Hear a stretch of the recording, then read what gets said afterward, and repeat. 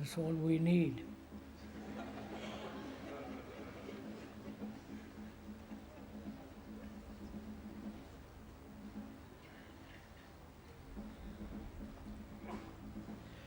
Probably this morning there's some new people who come for Sunday, and I hope they don't treat this as an entertainment or some intellectual, oriental, romantic nonsense.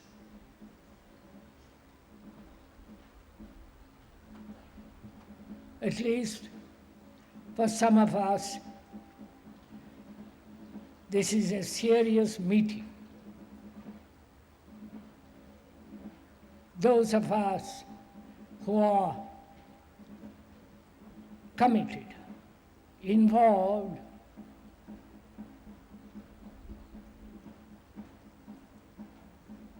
in trying to find out a new way of living, not based on some ideological belief, on some authority, on some speculative conclusion, and so on. We are concerned, as we were saying the other day, about freedom.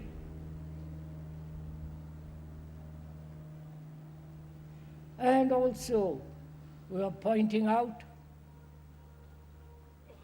that we are influenced, shaped, controlled by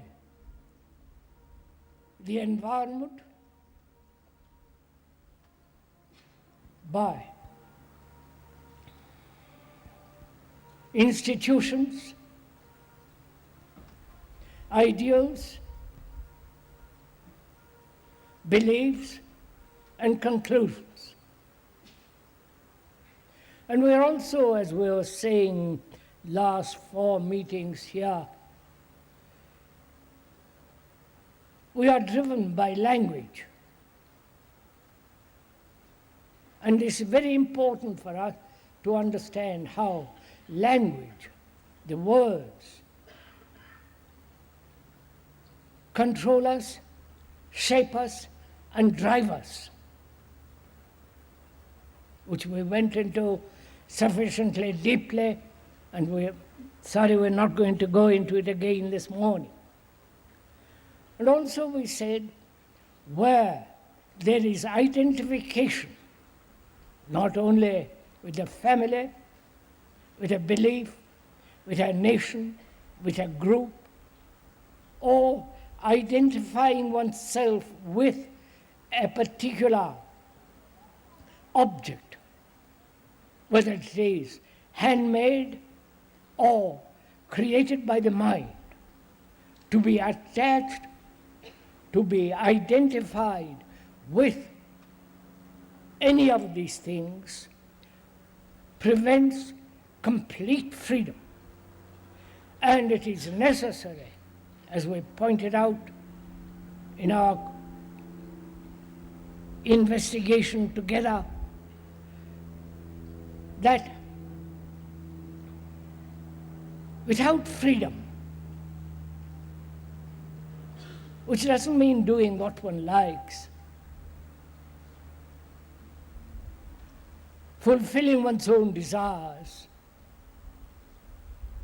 but freedom from all the things which are binding us, like jealousy, fear, pleasure, beliefs, identifying oneself with a particular group or idea and guru and ideology, practices and so on. That is more or less what we have been talking about the last 3 times that we met here. I think this morning we should go into something which is part of what we have been talking about. Most of us are afraid to use reason.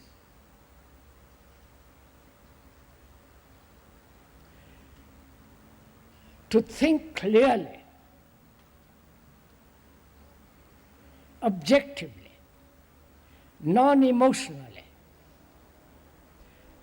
not from a particular center, either the center outwardly or inwardly. And to think clearly implies that there is no center from which you are operating in your thinking.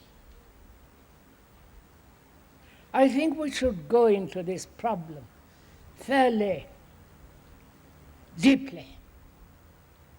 Most of us think along a particular line. If we are specialized, we think along those grooves. If you are committed to a particular religion, an ideological structure, again, your thinking is conditioned by that.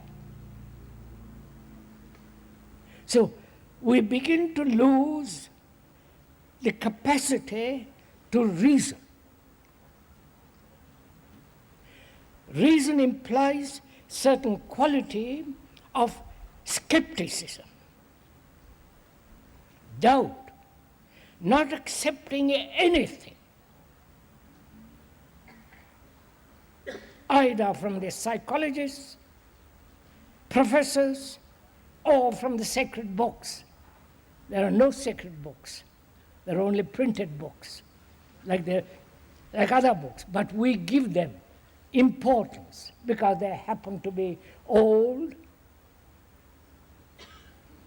People have said they have been uttered by saints or by some teacher. And so we give to a printed word tremendous importance, which is to be driven by a language. And so, where language drives us, we cannot reason properly, sanely. Or we cannot possibly reason logically if you are committed to a particular belief or to a particular ideology. Because then, if you are committed or identified, you go round and round that circle, round that particular ideology or belief. You don't think wholly, completely, deeply. So reason, we thought, is something intellectual, and anything intellectual we throw out. That's the latest fashion.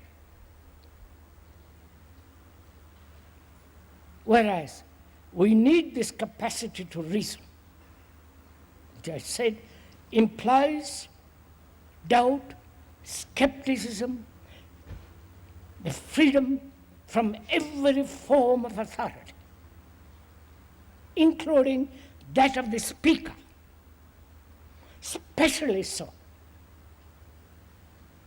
Because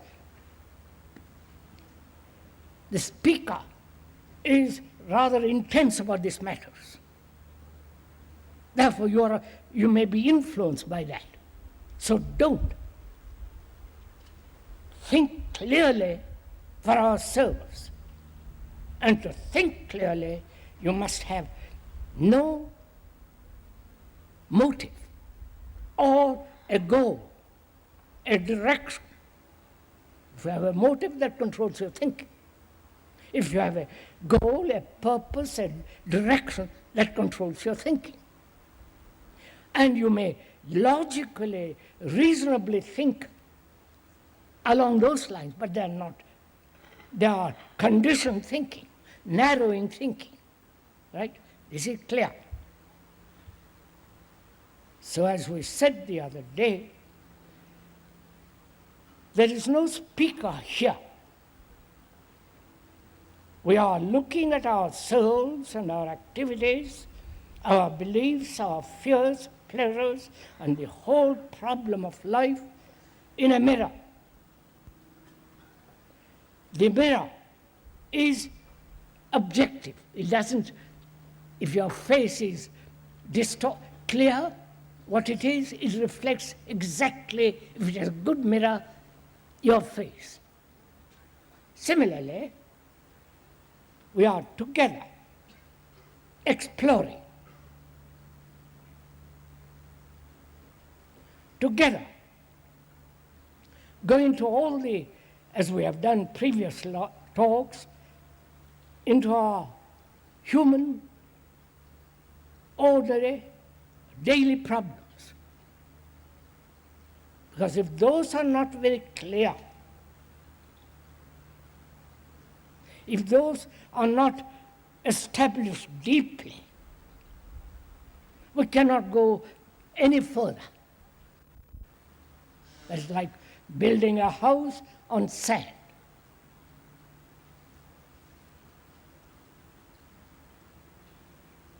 So,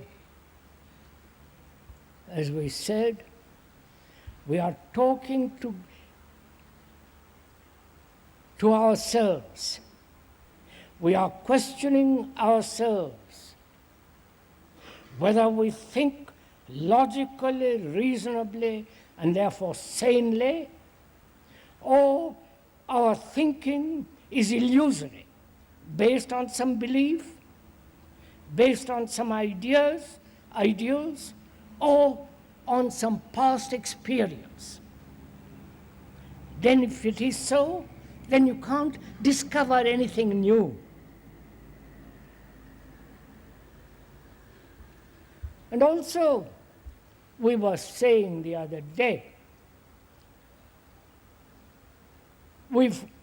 all our activities are based on thought.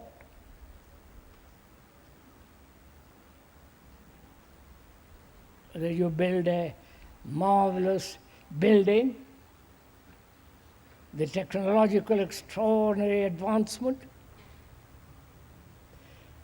and thinking in your relationship with each other, every action is based on thought. And we said thought is always, under all circumstances, is limited. We went into that very carefully, why it is limited. Because thought is the outcome of knowledge, which is the past. So thought is time-binding, right? We are using ordinary daily English. This is not a special jargon. So thought is time-binding. Time being the past,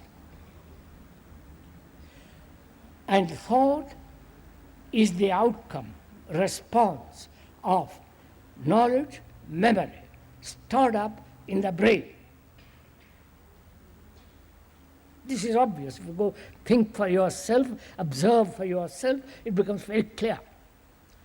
We are not brain specialists, but we can see that the brain is an enormously ancient instrument, very, very old, conditioned by recording danger, pleasure, fear, and so on. So, thought is the movement of time, and thought is measure. I will be better. I think I am this, but tomorrow I will change to something else. All this is a matter of measurement. The more, the less, depth and height, horizontal and vertical, is all this movement of measurement. Right? Measurement implies comparison.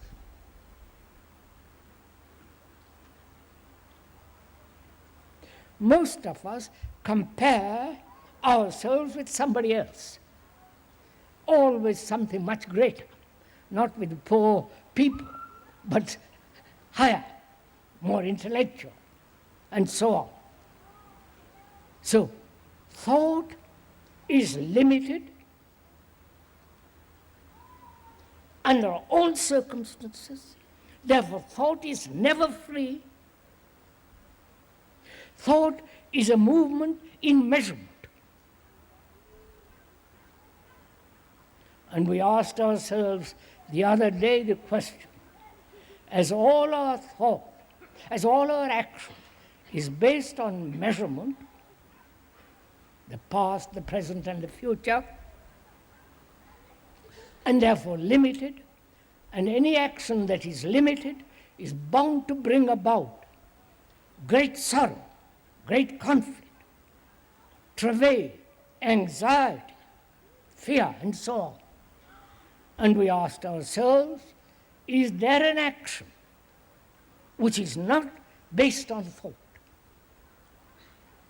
Probably none of you have asked this question. Some may have asked it casually when you yourself perceive that thought has brought about certain trouble, certain fear, then you begin to question it. But you don't go very deeply into it. You say, yes, is there a movement, is there a state of mind in which thought as measure, as time, in action doesn't operate? Right? We went into that very carefully. We said that there is an action which is not based on memory, which is not based on knowledge, which is not the result of some wish fulfilling, but when one understands the nature, the structure of the whole movement of thought, not intellectually but factually, that thought has its right place when you want to go to your home, when you want to drive a car, when you have involved in technological business. There thought is necessary. But is thought necessary in human relationship? You understand?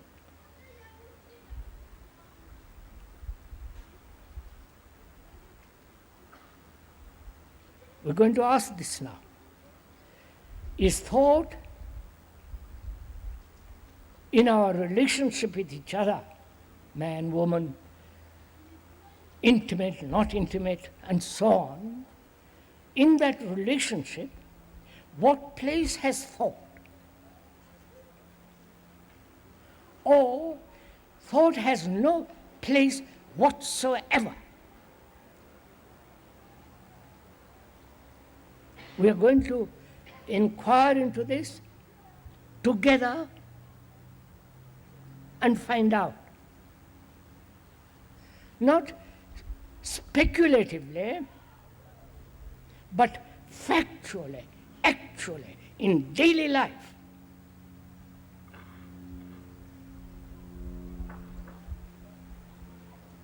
So we are inquiring into relationship,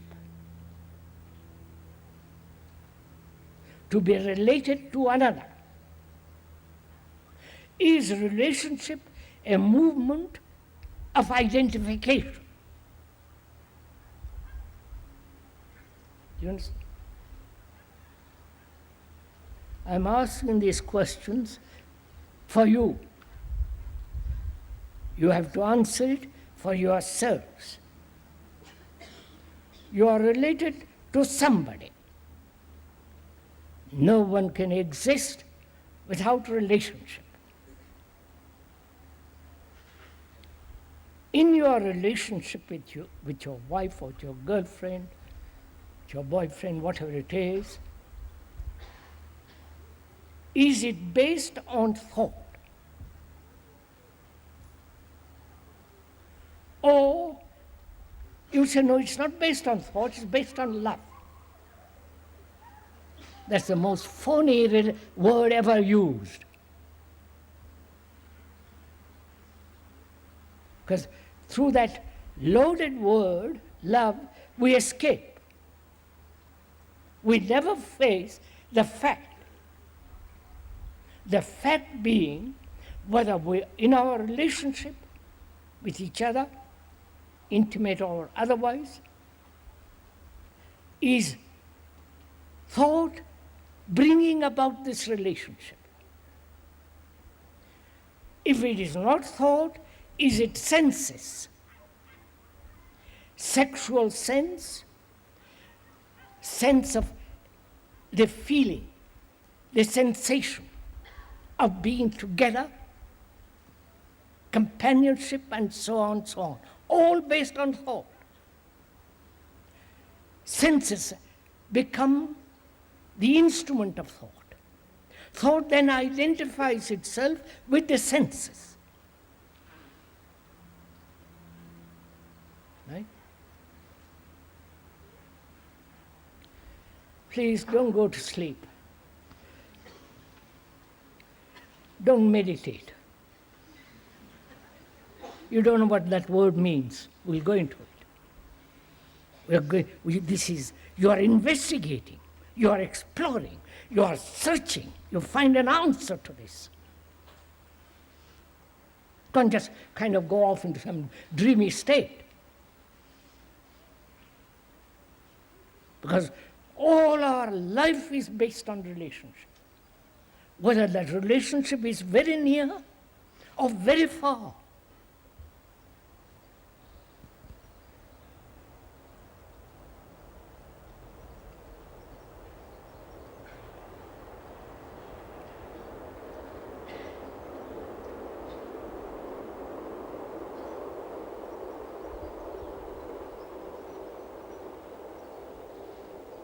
And also, may I request you, I'm not forbidding it, I'm just asking you, if you take notes, you can't pay attention to what is being said.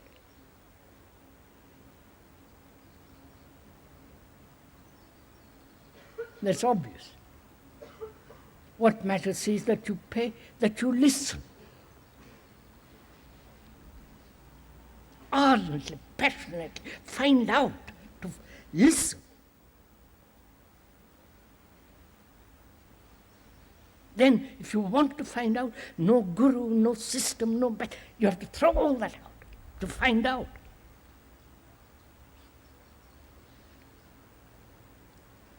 Which means you have to find out on what basis your relationship is. If your relationship is based on thought, which actually it is, if you investigate it deeply, then thought being limited, your relationship with another must be limited. And hence, two limited relationships bring about conflict. Don't you know, in all our relationships, we are in conflict with each other? No?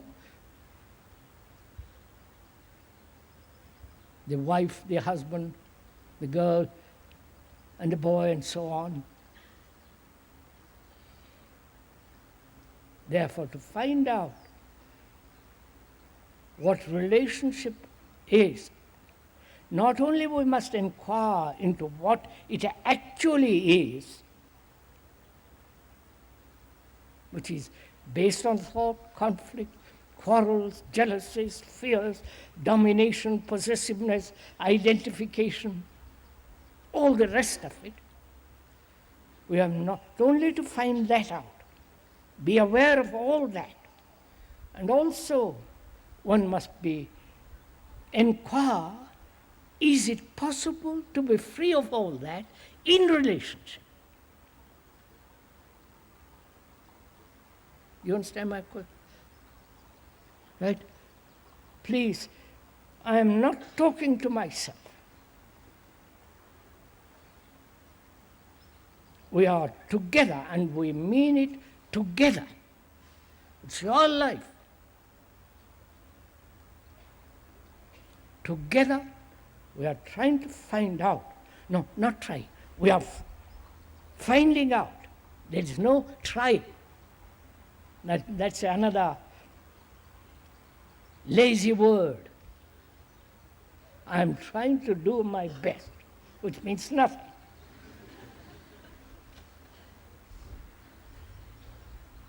But we must find out if there is a relationship which is not based on thought. Thought being remembrance. You have hurt me, I remember that. And you have given me pleasure, sexually or otherwise, I remember that. And also you have hurt me, you have praised me, you have given me comfort. All that is stored up as memory, and on that memory, thought is born, and I say I'm related to you. This is normal, daily life.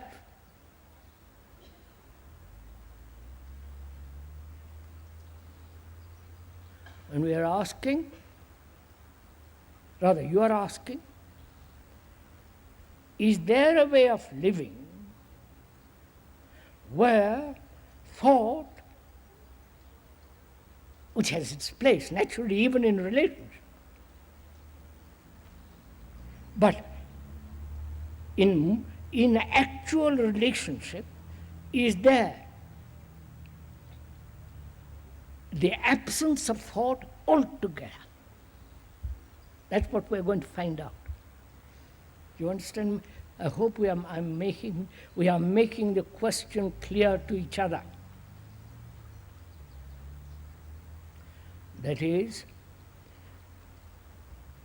one is related, as in most cases, which is a relationship of pain, anxiety, identifying oneself with that person, quarrels, nagging, jealousy, annoyance. You follow? Those are the daily, common, routine facts.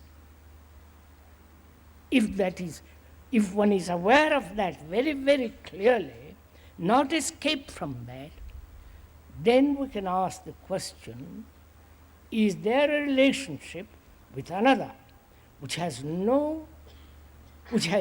not based on thought, which is on remembrance? Right? Are you also working? Not casually. You're working that you're perspiring.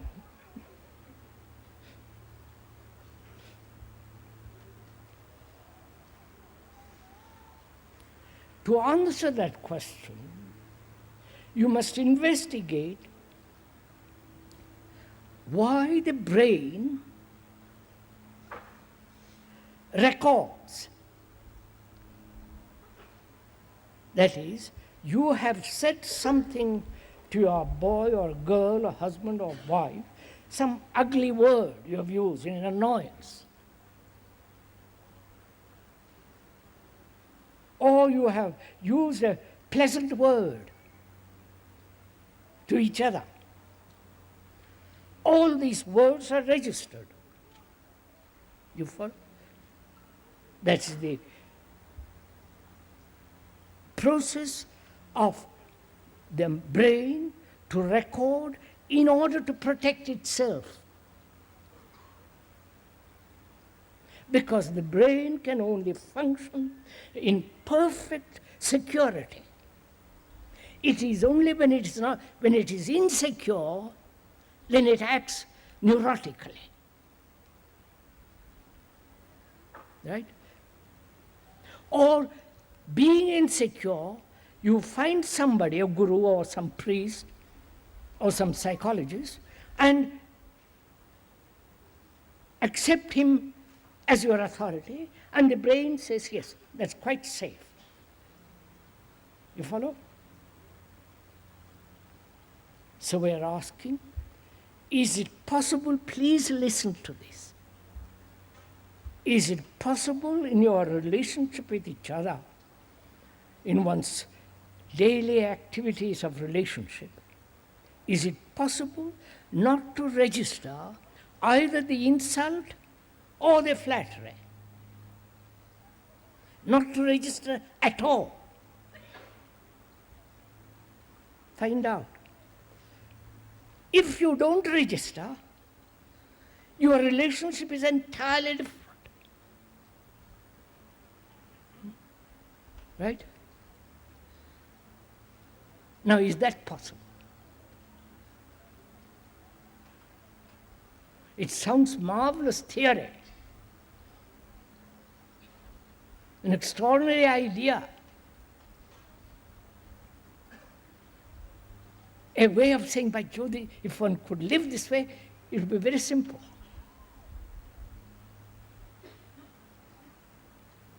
Now, please don't translate what is being said into an idea, into some kind of visionary, hopeful, happy theory. We are actually trying to find out if it is possible not to register either the sexual remembrances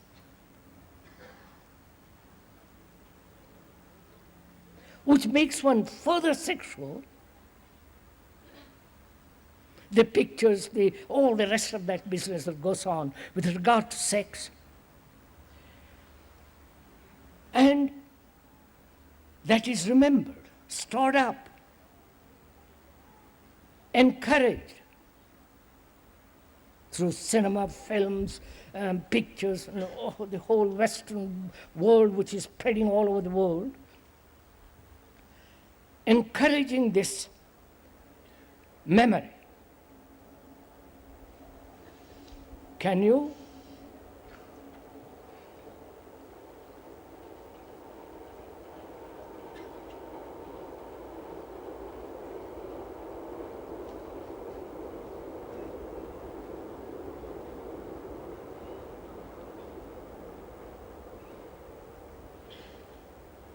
Can you, as a human being, find out for yourself why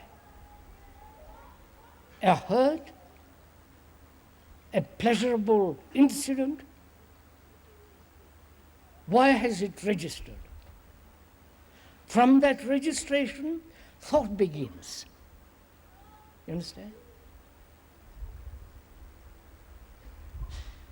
Is that possible?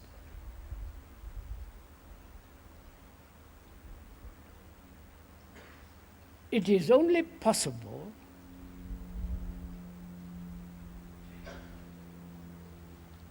if, when, not if, when there is attention and non-identification in relationship. Am I making something clear? One takes one's wife or one's girl or one's husband for granted. Right? No? You get used to it. is part of you. And you've got used to so many things. And so you add another addition to this. Now, to be attentive, and that's only possible when you don't identify yourself with that woman or that boy, say, mine. Right? Can you do this? Non-identifying oneself with another, and therefore being free to be attentive. Not attentive and then free, non-identification, but non-identifying first, and then out of that comes attention. Ha capito? Now, can one, as a human being, non-identify yourself with another? Not only with another, but with ideas, with a group, with a sect, with a guru, with the whole business of it. Which means you are free. Out of that freedom there is attention. How can one be attentive if I am identifying myself with you? You may be most affectionate, most kind. I may want your kindness because I'm lonely.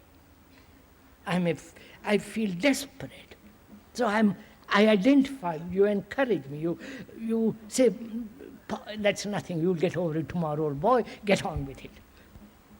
You give me comfort, you give me sex. So instinctively, I identify myself with you. Moment you identify yourself with another, you bring about a separation.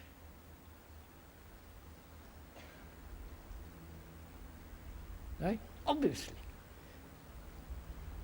So when there is separation, there must be conflict.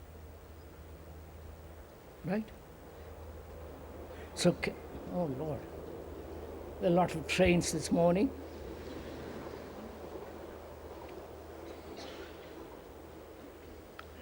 So can you find out now, sitting here, not tomorrow, not when you go home, actually now, find out if you have identified yourself with her, him, and extend that identification extensively, ideas, beliefs, dogmas, with Jesus or Buddha, this or that, or ideologically, nationally, and so on. Begin with the nearest and expand.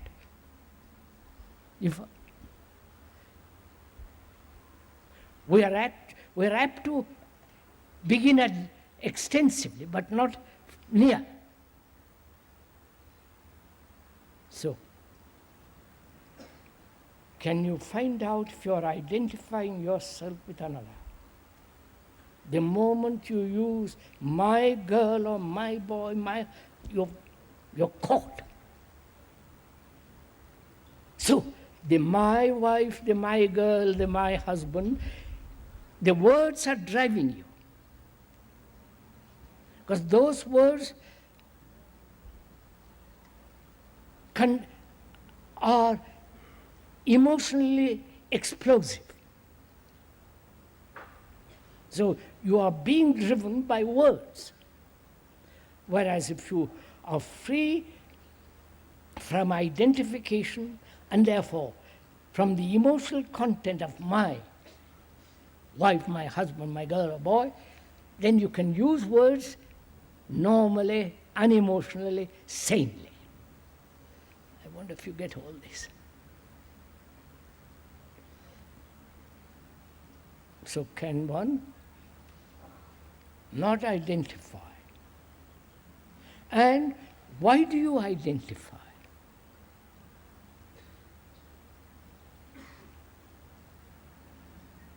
You understand my question? Why? Is it that through identification with another, you are escaping from yourself?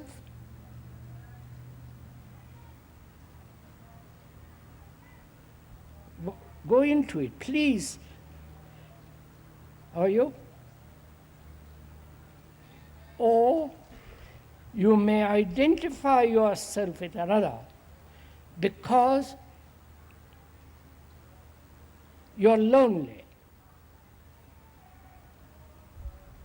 or you are frightened to be nothing.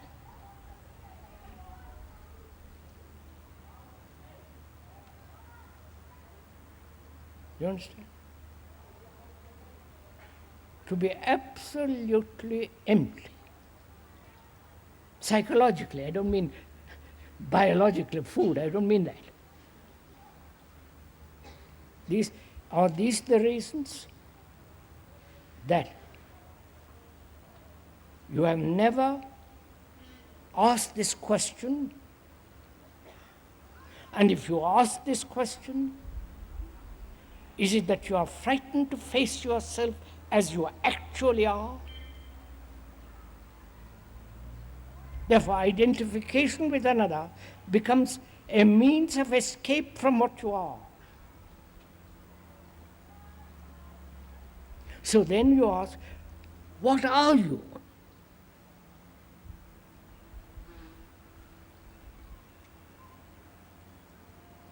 Of course, your name, your form, the body, the organism, the face.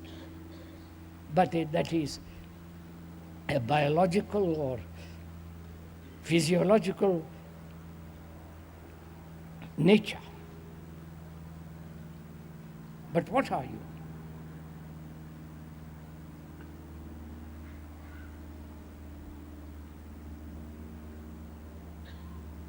Are you not the result of all the structure and the movement of thought? Don't say, I am the higher self. If you do say that, that's part of thinking. Or if you say, I am divine inside, covered up with a lot of muck, that's also thinking. So, are you, apart from your face and curly hair or dark brown, black or purple or whatever it is, apart from that, stripping yourself of words, are you not the result of words? I am British, or French. I am a Russian. I am a Catholic. I am follow this guru.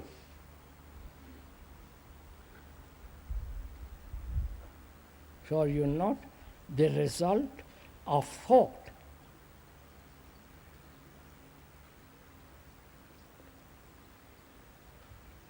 And we said thought is limited.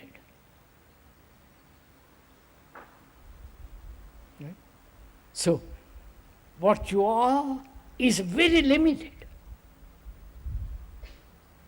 That limited entity says, I am this, I am that, I've got millions of dollars, or I have a jolly good life, or I am miserable life, or I am this or that. But it's still in the narrow, limited area of thought.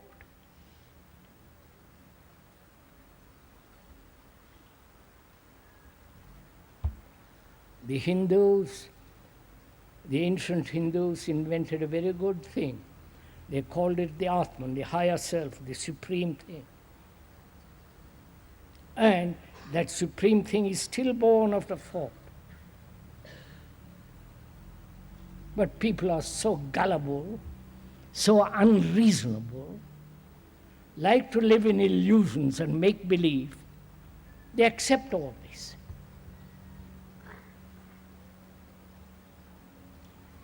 So we are saying, when you strip yourself of your conclusions, of your words, of your experience. What are you? You are nothing.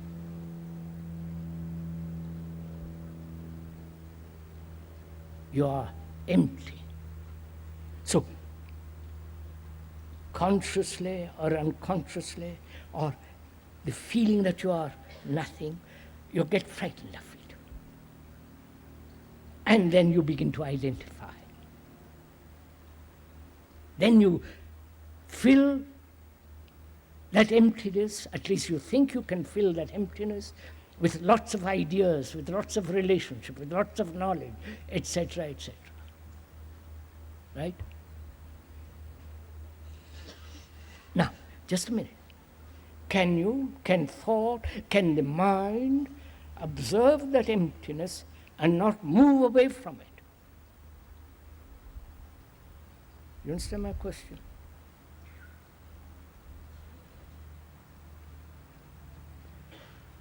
That is, we must understand something here.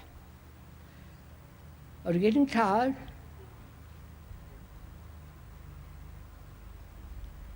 If you are, it's all right. We must go into something else here,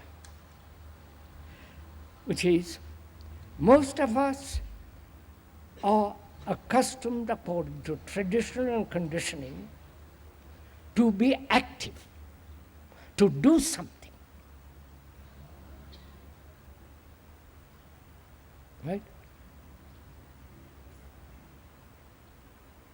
So we are accustomed to what is called positive action. Anything that is not positive action is called negative action. Right?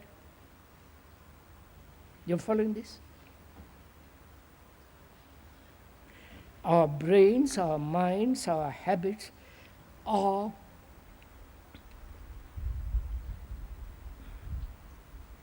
act according to this positive action, to do something. I'm afraid, I must control it. I'm greedy, I'm either act to fulfill it or control it. So most of us are trained to act, which is called positive. And in that positive action, there is also negative action, which is not to do anything about it. Go off to sleep, or cover it up, run away from it. But there is another action which has nothing to do with positive.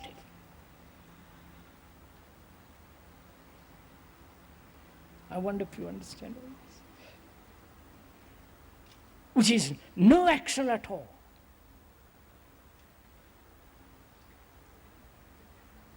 You understand? The one is to act. I'm lazy, I must get up. Force myself. I must do yoga. Huh? I don't want to do it this morning, but I must do it. Good for you. You know, the word yoga, I won't go into it now, sorry, we'll go into it another time. That's an exploiting, money-making concern, that word.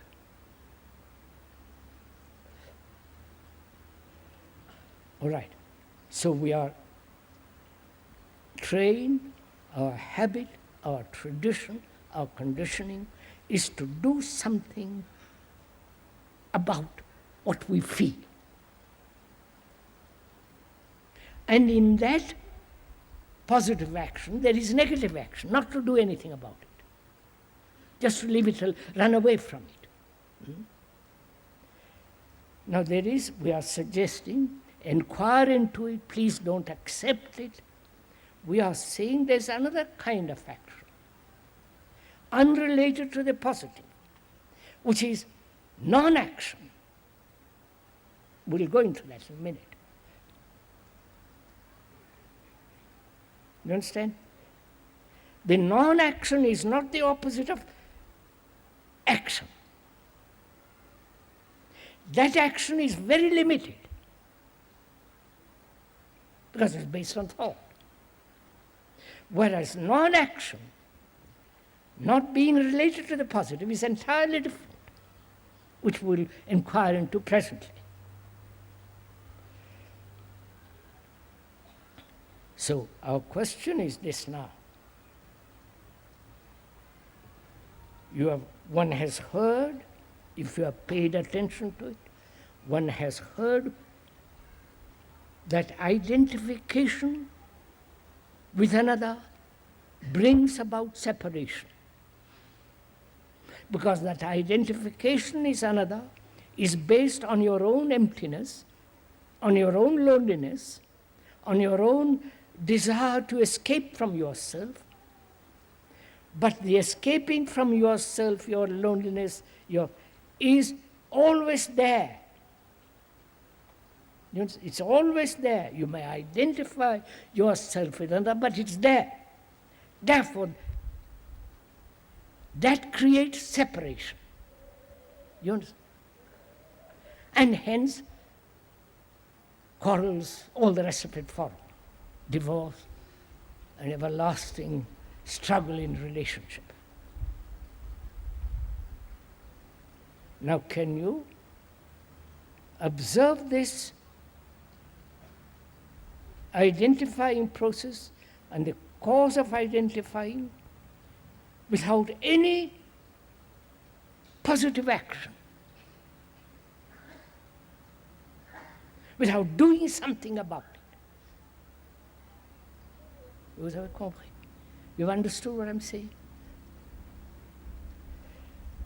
I'll go into it, if I may. Okay, all right, check. Big one? Oh, plenty of time. I'll go into this.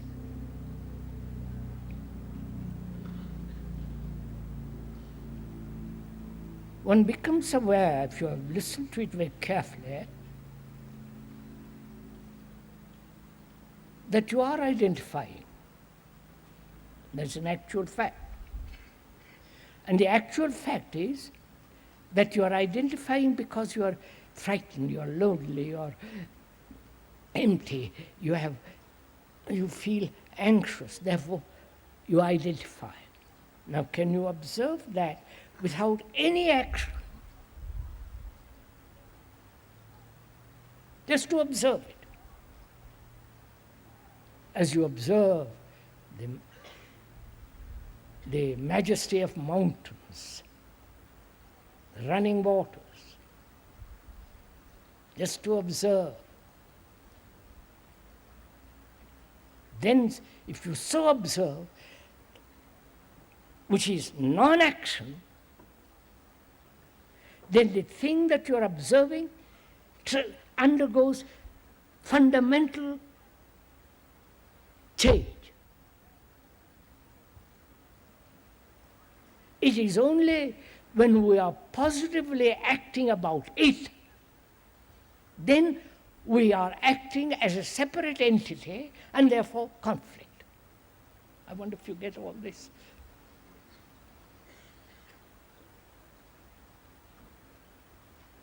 Right? Now let's go into something else, which is most of us, probably all of us, in some measure or not measure, we are frightened. Right? Our life is so uncertain, especially now.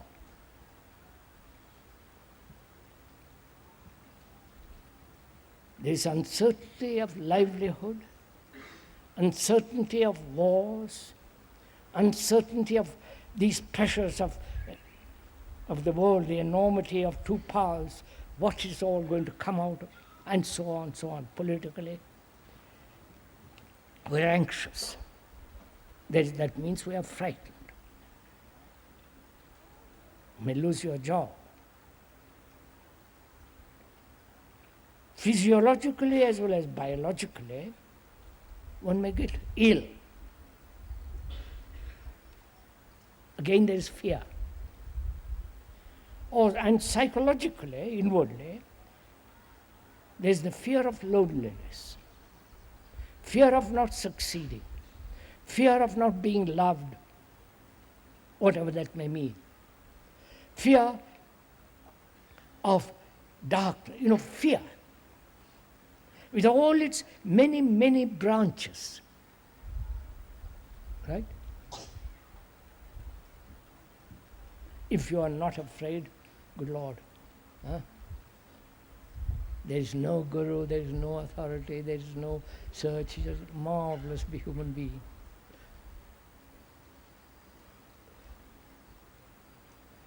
So we're going to find out, inquiring together, not me alone, find out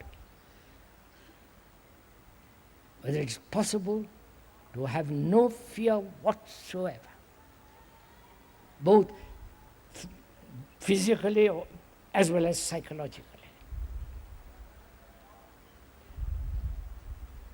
Are you interested in this? I'm not asking for encouragement.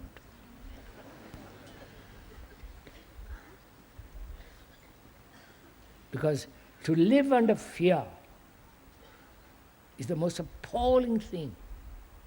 It's living in darkness, living in such, it brings a sense of shrinking, isolation. You cannot solve this thing. Therefore you withdraw. And from that withdrawal, fear, all kinds of neurotic actions, ill health. Psychosomatically, it reacts. Right? So you must, if you are at all serious, go into it very deeply. You must find out for yourself that if fear can end.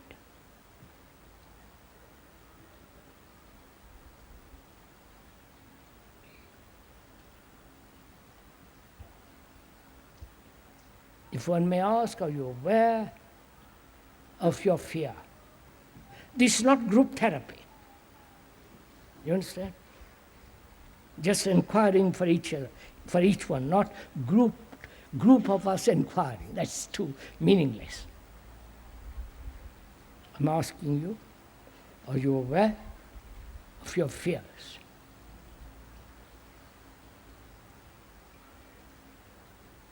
If you are, do you see the consequences of it?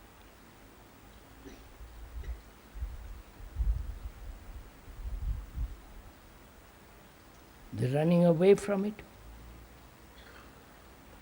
rationalizing it,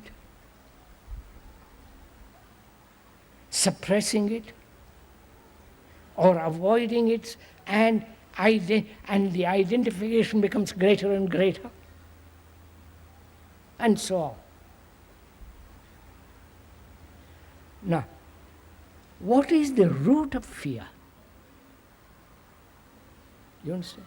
Not, I am afraid about something, or because of something, or I'm afraid I'm afraid that you might do something. But apart from that, at the very root of it,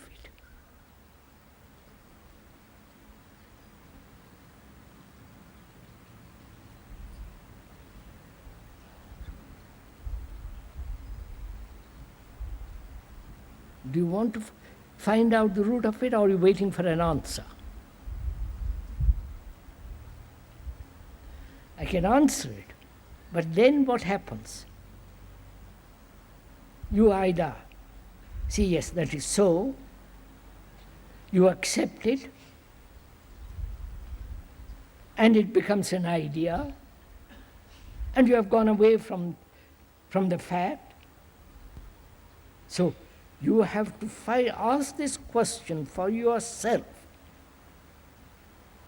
What is the root of all this enormous sense of fear?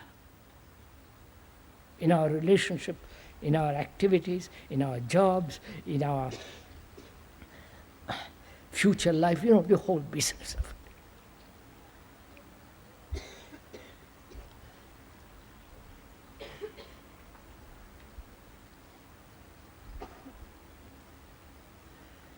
Do you ask it? Ask the question.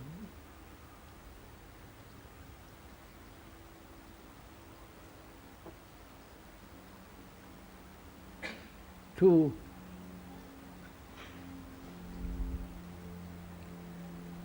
totally cut the root, or you are asking intellectually. You follow? I wonder if you understand. Look, I'll explain what I mean. I want to find out why I'm afraid. I can find out the various causes of it. That's fairly simple. I'm afraid because I've done something I shouldn't have done. You might discover it, therefore I'm frightened. Or I'm afraid I might lose my job, I want a better job, and so on, so on. Or I'm so attached to my wife, I feel she might any moment leave me, and I'm frightened. You follow? The whole business of fear. Am I actually in contact with fear, or I am in contact with the idea of fear? Do you capisce? Do you understand? Which is it? The idea of fear or actual fear?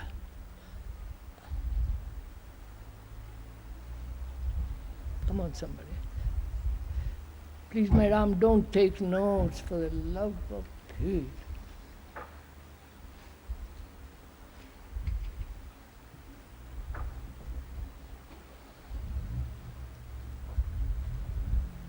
If you take notes, you can't listen. It's your problem.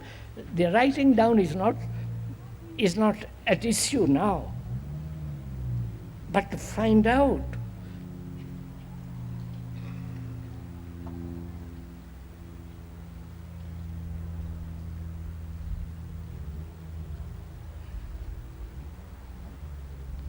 Now,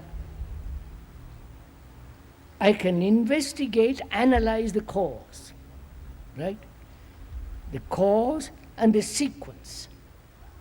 I can analyze it. But analysis doesn't solve the problem. You must have known that. Because the analyzer thinks he's different from the analyzed. Right? You may have heard this before, so don't get bored with our smile and say, yes, he's going back to the old stuff. But you have to understand this. If you understand it, if you see the truth of it, then you will do something. We are not analyzing, but observing. Analysis is entirely different from observation. Right? Observation implies without the observer to look. Whereas if you analyze the cause, why, and the reasons, and go on analyzing, there is implied several things, which is there's the analyzer thinking different, that he is different from the analyzed. And that involves time, an endless process of analyzing. At the end of your life, he says you're still analyzing, without bringing about fundamental transformation. Whereas if you observe, just to observe, that is without any analysis, just to look, which is negative action. The positive action is to look analyze, do something about it. Whereas the negative action, which is totally different from the positive action, is to observe. Right? Then that observation not only tells the story of what is being observed, it tells you the story of what is being observed, and also that observation itself brings about a movement of change in that which is being observed. Right? Do get this. Even the so-called scientists are agreeing with what we're talking about, so you're quite safe.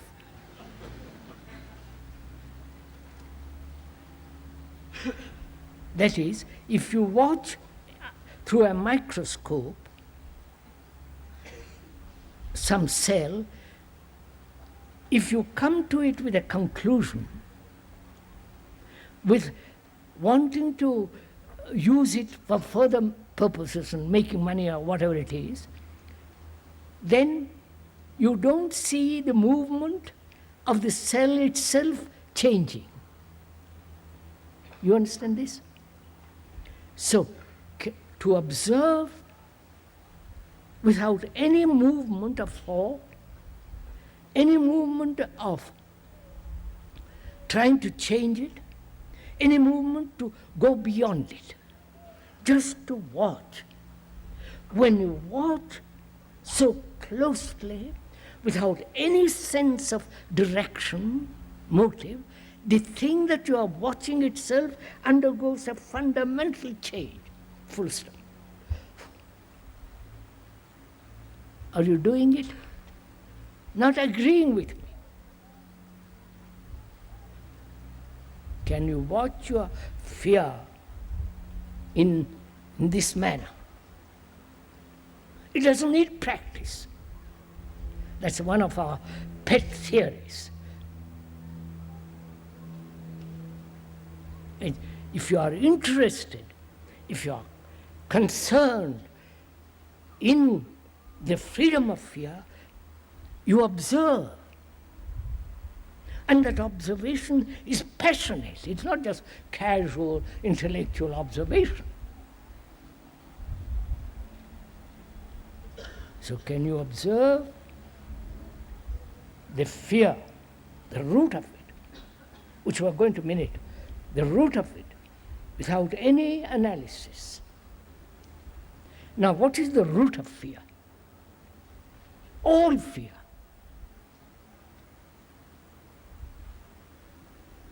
What do you think it is?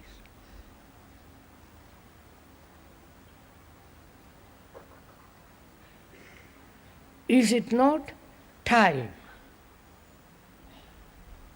Right? I might be ill. I might lose my job. I might be discovered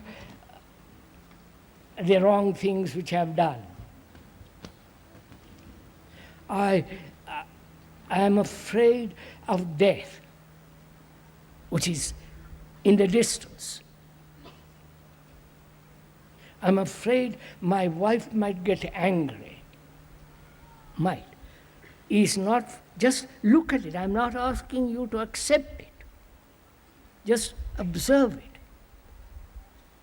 First, reason, logic, non-personal, and therefore look. Is not fear the movement of time?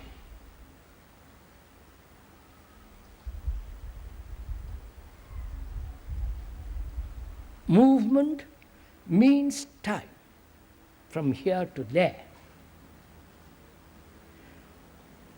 from the past to the present, from the present to the future. All that is movement, which is called time. Now, is that not movement of time thought?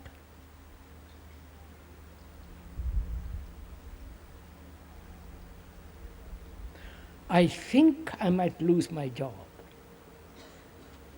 I think my wife may be angry, or my wife may discover that I've looked at another woman, and so on, so on.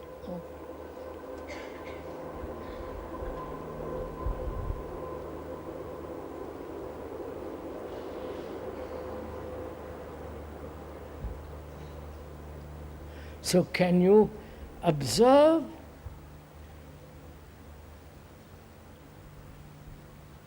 the movement of time, which is thought, which is the root of fear? Observe it without trying to do something about it.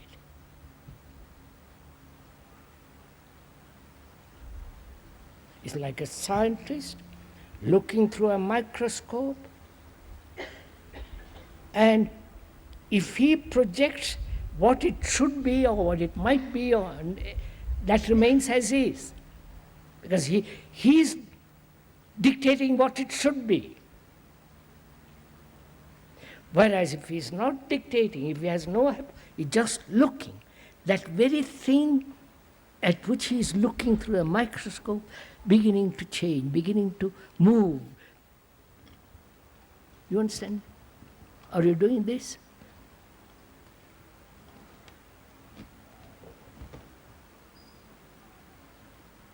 Which means observation implies the absence of the observer, who is the past, who has got theories, conclusions, hopes, fears, directions, and so on, so on, so on. To look without the observer. That does not need discipline, that does not need practice, just to look without your wanting something out of it. Then you will see, if you so look, the very root of fear is beginning to completely change. That means the root is the observation, the observing so carefully, alertly, with passion, the root begins to dissolve, which is the action of negation. You know? Have you got something of this? You know, this is part of meditation. Meditation is not repeating some words, sitting quietly cross-legged, 20 minutes in the morning, 20 minutes, all that nonsense. How can a mind meditate if it's full of fears?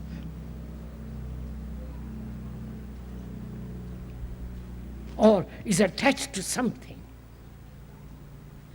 The understanding and the freedom from fear is part of meditation. It is totally, entirely related to daily life.